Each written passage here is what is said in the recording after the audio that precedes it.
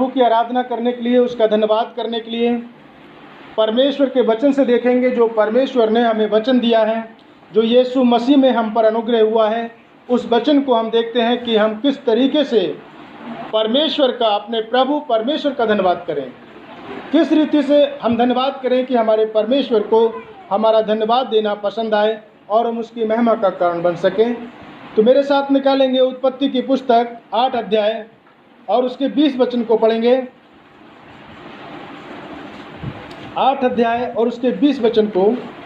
तब नूह ने यहोवा के लिए वेदी बनाई और सब शुद्ध पशुओं और सब शुद्ध पक्षियों में से कुछ लेकर वेदी पर होम बलि चढ़ाया। परमेश्वर अपने वचन के द्वारा हम सबको आशीष दे। उत्पत्ति 8 अध्याय उसके 20 वचन में लिखा हुआ है कि तब नूह ने यहोवा के लिए एक वेदी बनाई और सब शुद्ध पशुओं और सब शुद्ध पक्षियों में से कुछ को लेकर वेदी पर होम बलि चढ़ाया। परमेश्वर का वचन यहाँ जो हम लोग को बताना चाहता है कि जब परमेश्वर के आगे नूह ने वेदी बनाई तो वहाँ पर कौन से पशुओं को चढ़ाया?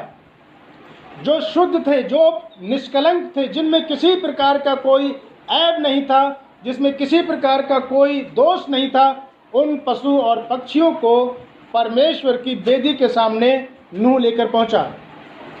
धन्यवाद के रूप में वहां पर पहुंचा परमेश्वर के सामने कि वो किस तरीके से परमेश्वर को खुश करना चाहता था। धन्यवाद के द्वारा उसकी वेदी के पास पहुंचकर, और वचन लिखा है कि तब नूह ने यहोवा के लिए एक वेदी बनाई। और वचन में लिखा हुआ है, क्या तुम नहीं जानते कि तुम परमेश्वर का मंदिर हो? आज हमें भी अपने अंदर क्या करना है? एक परमेश्वर के लिए एक वेदी का स्थान देना है, ताकि हम जो धन्यवाद देते हैं वो परमेश्वर के सामने ग्रहण योग्य हो सके। और परमेश्वर का वचन कहता है कि फिर नूह ने सब शुद्ध पशुओं और शुद्ध पक्षियों को परमेश्वर के सामने लेकर आया और बलिदान के रूप में, धन्यवाद के रूप में परमेश्वर के सामने, उसकी वेदी के सामने उसने उसको चढ़ा दिया।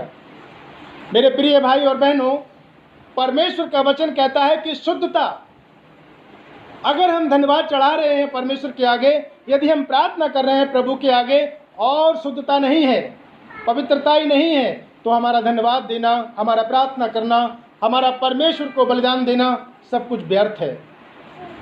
परमेश्वर चाहता है कि हम शुद्ध चीज़ों को परमेश्वर के सामने लेकर आए, अपने शुद्ध होठों के द्वारा, अपने शुद्ध मन के द्वारा, अपने शुद्ध जवान के द्वारा, अपने शुद्ध आचरण के द्वारा हम परमेश्वर की आराधना करें।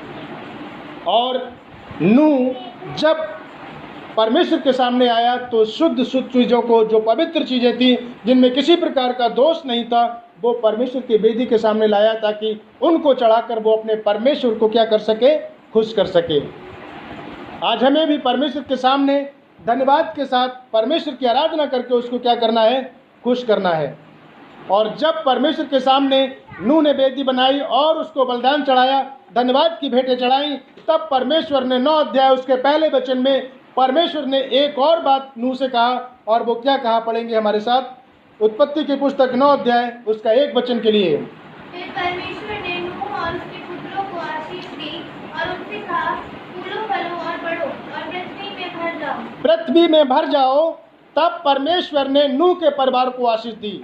जब नूह ने परमेश्वर के सामने वेदी बनाई और वेदी बना के शुद्ध और शुद्ध पशुओं को और पक्षियों को चढ़ाया, शुद्धता के साथ परमेश्वर के वेदी के सामने पहुंचकर धन्यवाद चढ़ाया, तब परमेश्वर 9 अध्याय उसके पहले वचन में कहता है कि तब यहोवा परमेश्वर ने नूह को और उसके पुत्रों को आशीष दी और कहा, फूलो फलो और पृथ्वी पर भर जाओ। यह धन्यवाद देने के कारण कि जब उसने धन्यवाद की भेंटें शुद्धता के साथ परमेश्वर के सामने चढ़ाई, तब परमेश्वर ने तुरंत कमिटमेंट किया और तुरंत उसका प्रतिफल उसको वापस किया और कहा कि तुम फूलो फलो और पृथ्वी पर क्या हो जाओ? भर जाओ। मेरे प्रियजनों, ये परमेश्वर हमारा तुरंत, जब हम जो परमेश्वर को चीज़ देते हैं उसका तुरंत वो हमें रिटर्न कर देता है। यदि हम शुद्धता के साथ परमेश्वर की आराधना करने आए हैं, शुद्धता के साथ यदि हम परमेश्वर को धन्यवाद देने के लिए आए हैं, तब परमेश्वर हमारा प्रतिफल भी हमारे लिए लेकर बैठा हुआ है। परमेश्वर की आराधना करें, क्योंकि कुलुस्सियों की पुस्तक मेरे साथ निकालेंगे, कुलुस्सियों की पुस्तक और 3 अध्याय और उसका 15 वचन भी पढ़ेंगे। मसीह शांति, इसके लिए तुम एक देह होकर बुलाए भी गए हो, तुम्हारे हृदय में राज करे और तुम धन्यवादी बने रहो। परमेश्वर का वचन यह कहता है कि मसीह की शांति जिसके लिए तुम बुलाए गए हो, एक देह होकर बुलाए गए हो और तुम्हारे हृदयों में राज करे और तुम धन्यवादी बने रहो। किसके साथ धन्यवादी बने रहो? परमेश्वर का धन्यवादी बने रहो, उसका धन्यवादी बने रहो जिसके लिए यीशु मसीह में उसने हमें बुलाया है। एक देह होकर हम यहाँ पर जितने भी लोग बैठे हैं, एक मन चित होकर हम अपने परमेश्वर के लिए क्या बने रहें? धन्यवादी बने रहें और धन्यवाद के साथ उसकी आराधना करें। क्यों? क्योंकि उसने हमारे लिए अद्भुत काम किया है। परमेश्वर का वचन कहता है कि जब हम धन्यवाद के साथ परमेश्वर के सन्मुख आते हैं, जब हम धन्यवाद परमेश्वर का चढ़ाते हैं, तो उस समय में हम परमेश्वर के साथ संगति करते हैं और उसकी हम महिमा करते हैं। भजन संहिता 50 उसका 14 वचन में भी यही लिखा हुआ है कि जो परमेश्वर का बलिदान चढ़ाता है, धन्यवाद करता है, वो मेरी महिमा करता है। और परमेश्वर का वचन हम देखते हैं 1 शमूएल और उसका 7 अध्याय और 12 वचन में भी परमेश्वर का कि वहाँ पर परमेश्वर के वचन के लिए कि परमेश्वर के सामने उसने एक वेदी बनाता है परमेश्वर को खुश करने के लिए। 1 शमूएल 7 अध्याय।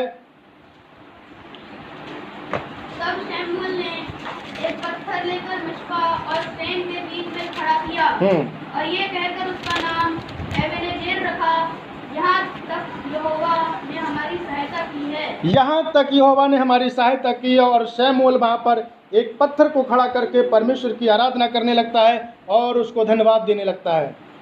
परमेश्वर का धन्यवाद हम किसी भी स्थिति में, जिस भी परिस्थिति में हम उसको धन्यवाद करें। परमेश्वर का धन्यवाद करने का मतलब है कि हम उसकी आराधना कर रहे हैं, हम उसके लिए खुश कर रहे हैं। क्यों? क्योंकि परमेश्वर की जब हम आराधना करते हैं तो परमेश्वर का वचन कहता है कि हम उसको आराधना के रूप में, धन्यवाद के रूप में उसे प्रसन्न करना चाहते हैं। क्यों? क्योंकि बिना परमेश्वर को प्रसन्न करे हम कुछ भी प्राप्त नहीं कर सकते। और भजन संहिता 50:14 में लिखा हुआ कि परमेश्वर को अपना धन्यवाद का ही बलिदान चढ़ा, धन्यवाद का बलिदान चढ़ा।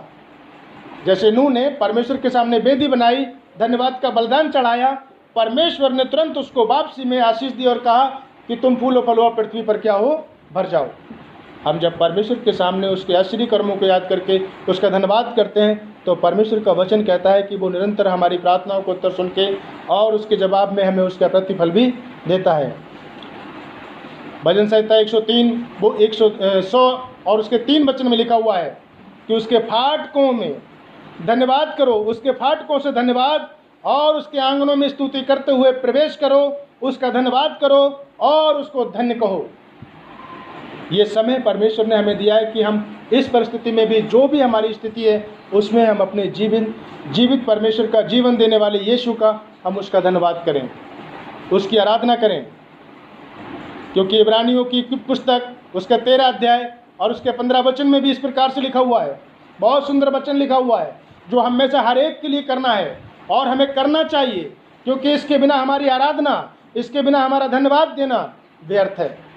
परमेश्वर का वचन इसको पढ़ेंगे, इब्रानियों की पुस्तक 13 अध्याय और उसके 15 वचन को। इसलिए हम उसके द्वारा स्तुति रूपी बलिदान अर्थात उन होठों का फल जो उसके नाम का अंगीकार करते हैं, परमेश्वर को सर्वदा चढ़ाया करें। सर्वदा चढ़ाया करें। क्या लिखा हुआ है परमेश्वर का वचन? बाइबल में लिखा है, पौलुस कहता है कि इसलिए हम उसके द्वारा स्तुति रूपी, जब हम उसकी मेज के सन्मुख आए, परमेश्वर के सामने बैठे, तो हम उसके लिए, परमेश्वर के लिए स्तुति रूपी बलिदान चढ़ाएं, धन्यवाद रूपी बलिदान चढ़ाएं, ताकि हमारा परमेश्वर खुश होकर वो हमें आशीषित करे, ताकि हम उसके उपकारों को याद कर सकें और उसका धन्यवाद कर सकें। वचन में लिखा हुआ है कि इसलिए हम उसके द्वारा स्तुति रूपी बलिदान और अर्थात उन होठों का फल जो उसके नाम का अंगीकार करते हैं। यदि हमने यीशु मसीह का अंगीकार किया है, यदि हमने यीशु मसीह को माना है, यदि हम यीशु मसीह को मानते हैं, अपना उद्धारकर्ता मानते हैं, अपने होठों से अंगीकार किया है, तब परमेश्वर के लिए हमें श्रद्धा धन्यवाद का बलिदान चढ़ाना चाहिए। तब परमेश्वर के सामने हमें धन्यवाद का बलिदान निरंतर चढ़ाना चाहिए। अपने होठों की स्तुति, अपने होठों के द्वारा क्योंकि ये जो होठ, इसीलिए ईसाया कहता है कि प्रभु मैं तो अशुद्ध होठ वाला मनुष्य हूँ। हमें सबसे पहले शुद्धता का प्रमाणित होना है परमेश्वर के सामने। शुद्ध मन से हमें परमेश्वर की आराधना करना है।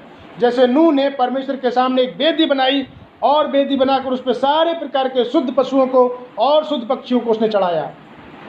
हमें शुद्ध होठों के साथ अपने परमेश्वर की आराधना करना है, शुद्धता में उसकी आराधना करना है, उसकी स्तुति करना और उसका धन्यवाद करना है। और लिखा है कि जब हम यीशु मसीह का अंगीकार करते हैं अपने होठों से, तब हमें श्रद्धा अपने परमेश्वर का धन्यवाद करना है और उसकी आराधना करते रहना है। परमेश्वर का धन्यवाद का मतलब है, पवित्र बाइबल में लिखा हुआ है कि जब हम स्तुति और धन्यवाद करते हैं तब परमेश्वर को भेंट चढ़ाते हैं, उसकी आराधना करके हम उसको धन्यवाद की भेंट चढ़ाते हैं। क्योंकि इफिसियों 5 और उसके 20 वचन में भी इस बात को लिखा हुआ है। पढ़ेंगे हमारे साथ इफिसियों की पुस्तक 5 अध्याय उसके 20 वचन को पढ़ेंगे।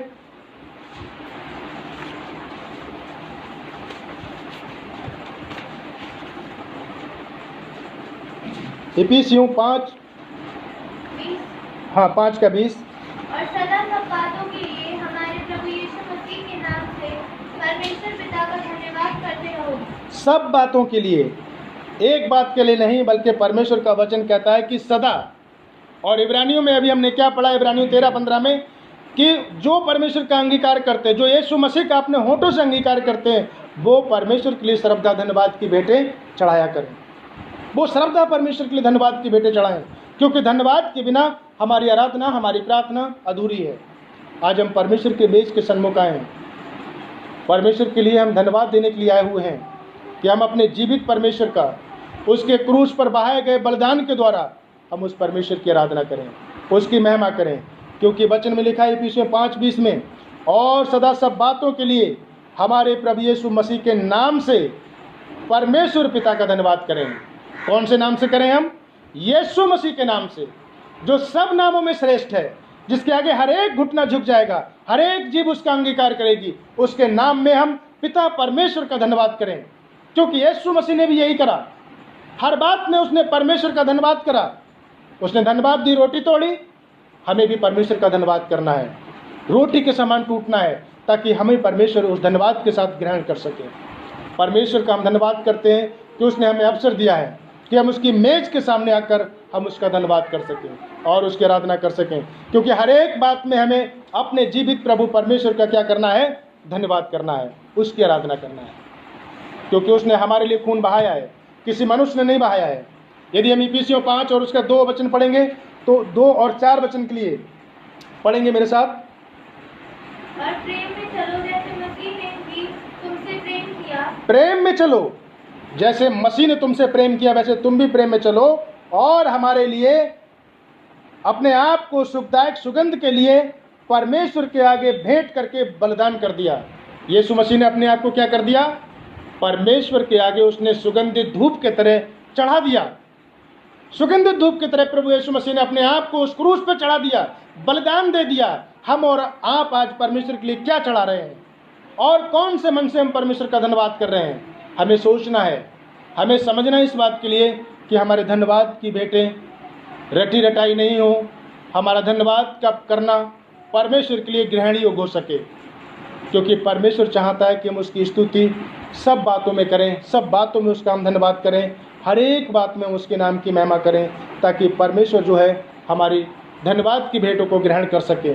हम कुलुस्सियों की पुस्तक उसका 1 अध्याय उसका 12, 13, 14 वचन को पढ़कर परमेश्वर का धन्यवाद करेंगे उन वचनों के द्वारा, ताकि प्रभु हमारे धन्यवाद की भेंटों को स्वीकार करें और हम उसकी महिमा का कारण हो सकें। कुलुस्सियों की पुस्तक 1 अध्याय उसके 12 वचन को पढ़ेंगे। और पिता का धन्यवाद करते रहो, और पिता का धन्यवाद करते रहो, जिसने हमें इस योग्य बनाया है। इस बात को समझना है प्रियजनों, मेरे भाई और बहनों, इस बात को समझना है कि हमें पिता परमेश्वर का धन्यवाद क्यों करते रहना है। उसकी मेज के सन्मुख, उसके भवन में या जिस जगह पर भी हमें परमेश्वर का हमें उसका धन्यवाद इसलिए करना है क्योंकि उसने हमें इस योग्य बनाया है कि ज्योति में पवित्र लोगों के साथ, कि ज्योति में पवित्र लोगों के साथ मीरास में सहभागी हो सकें उसकी मीरास में। मेरे प्रियजनों, जिसलिए उसने हमें बुलाया है, हम उसकी मेज में सहभागी हो सकें, जिसलिए प्रभु यीशु मसीह ने हमें बुलाया है। हम उसके क्रूस में सहभागी हो सकें, जिसलिए हमें पिता परमेश्वर ने यीशु मसीह में बुलाया है। हमें अब उस बात को समझना है, हमें उस चीज़ को जानना है, क्योंकि परमेश्वर का वचन कहता है, बाइबल में लिखा है, और पिता का धन्यवाद करते रहो जिसने हमें इस योग्य बनाया कि ज्योति में पवित्र लोगों के साथ मीरास में सहभागी हो सकें। और 13 वचन में लिखा हुआ है, उसी ने हमें अंधकार के बस से छुड़ाकर अपने प्रिय पुत्र के राज्य में प्रवेश कराया है। उसने हमें प्रवेश कराया है यीशु मसीह के राज्य में, ताकि हम उसका हम धन्यवाद कर सकें, और जिसमें हमें छुटकारा अर्थात पापों की क्षमा मिलती है। उस क्रूस में हमें पापों की क्षमा मिलती है, उस बलिदान में यीशु मसीह के हमें पापों की क्षमा मिली है। इसलिए हमें शुद्धता के साथ अपने परमेश्वर यीशु मसीह का हमें बलिदान चढ़ाना है। इसलिए यीशु मसीह का हमें धन्यवाद चढ़ाना है। हमें धन्यवाद की भेंटें चढ़ाना है, इसलिए क्योंकि उसने हमें यीशु मसीह में बुलाया है, स्वर्गीय मीरास देने के लिए बुलाया है। हम ऐसा धन्यवाद चढ़ाएं कि जो धन्यवाद हमारे परमेश्वर को ग्रहण योग्य हो सके, जिसके बदले में परमेश्वर तुरंत कह सके कि फूलो फलो और जाओ, आशीष तुम्हें मैं देता हूँ। जैसे नूह ने परमेश्वर के सामने वेदी बनाई और शुद्ध पशु और पक्षियों को चढ़ाया, वैसे हमें परमेश्वर की वेदी के सन्मुख शुद्ध मन के साथ, अपनी पवित्रता के साथ परमेश्वर को धन्यवाद के बलिदान चढ़ाना है, ताकि हम परमेश्वर के ग्रहण योग्य बलिदान चढ़ा सकें। मेरे प्रिय भाई और बहनों, परमेश्वर का हम धन्यवाद करते हैं कि उसने हमें यीशु मसीह में बुलाया है, अपने पुत्र में बुलाया है। उसके क्रूस पर बहाए गए लहू के द्वारा हमें पापों की क्षमा मिली है। उसके क्रूस पर बलिदान देने के कारण हमें उद्धार मिला है। इसलिए हमें प्रभु यीशु मसीह में उसके बलिदान को समझना है। हमें उसके क्रूस के बलिदान को समझकर, अपने पापों की क्षमा को समझकर कि हमें क्षमा कहीं और नहीं बल्कि यीशु मसीह में हमें क्षमा मिली है, हमें शुद्धता के साथ, पवित्रता के साथ प्रभु यीशु मसीह के आगे धन्यवाद का बलिदान चढ़ाना है। आइए इन वचनों को सुनकर हम परमेश्वर का धन्यवाद करते हैं और धन्यवाद की भेंटें प्रभु यीशु मसीह के नाम में चढ़ाते हैं, ताकि हम परमेश्वर के नाम की महिमा कर सकें। प्रभु इन वचनों के द्वारा हम सबको आशीष दें। आमीन।